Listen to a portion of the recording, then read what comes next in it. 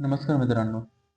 जर तुम्हाला म्हाडा पुणे लॉटरीमध्ये घर अलॉट झाले असेल, तर सर्वात आधी खूप खूप अभिनंदन. पण मित्रांनो, इथे एक गोष्ट लक्षात ठेवा.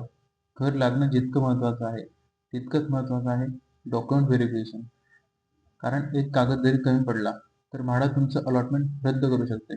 आता मी तुम्हाला सांगतो, डॉक्युमेंट व्हेरिफिकेशनला जाताना नक्की कोणते कागद सोबत ठेवायचे आहे. सर्वात आधी तुम्ही म्हाडाचा जो ऑनलाईन अर्ज भरलेला आहे, त्याची प्रिंट आणि ॲक्नॉलेजमेंट स्लिप सोबत ठेवा. त्यानंतर म्हाडाकडून मिळालेलं लॉटरी अलॉटमेंट लेटर हे फारच महत्त्वाचं कागदपत्र आहे. ओळख पटवण्यासाठी तुमचं आधार कार्ड आणि पॅन कार्ड जरूर ठेवा. याशिवाय मतदान ओळखपत्र किंवा पासपोर्ट असेल तर तेही चालतं. पत्त्याच्या पुराव्यासाठी Aadhaar card, light bill, gas bill किंवा पासपोर्ट यापैकी एक कागद आवश्यक असतो. आता सगळ्यात महत्त्वाचा मुद्दा तो म्हणजे उत्पन्नाचा दाखला. हा दाखला तुमच्या लॉटरी कॅटेगरीनुसार असायला हवा आणि तो तहसीलदार किंवा अधिकृत अधिकाऱ्याने दिलेला असणे गरजेचं आहे.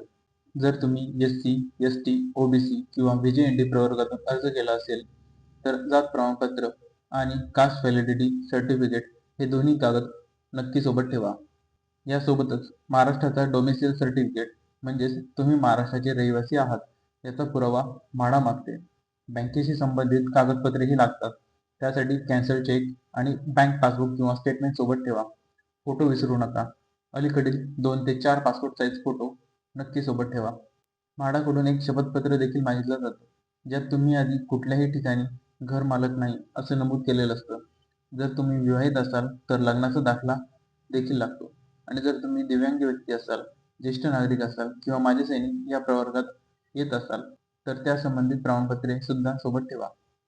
आता एक महत्त्वाची सूचना. सगळ्या कागदपत्रांचे ओरिजिनल किंवा 2 ते 3 झेरॉक्स कॉपीज सोबत ठेवा. सगळ्या कागदांमध्ये तुमचं नाव, जन्मतारीख आणि पत्ता एकसारखा असणं फार गरजेचं आहे. म्हाडाने दिलेल्या तारीख आणि वेळेआधीच डॉक्युमेंट व्हेरिफिकेशनसाठी पोहोचा. मित्रांनो, घर मिळणं ही मोठी गोष्ट आहे, पण कागदपत्रांमध्ये चूक झाली तर सगळा आनंद क्षणात संपतो. म्हणून हा व्हिडिओ उपयोगी वाटला असेल तर लाईक करा, घर लागलेल्या मित्रांसोबत शेअर करा आणि म्हाडा अपडेटसाठी चॅनलला सबस्क्राईब करा. धन्यवाद.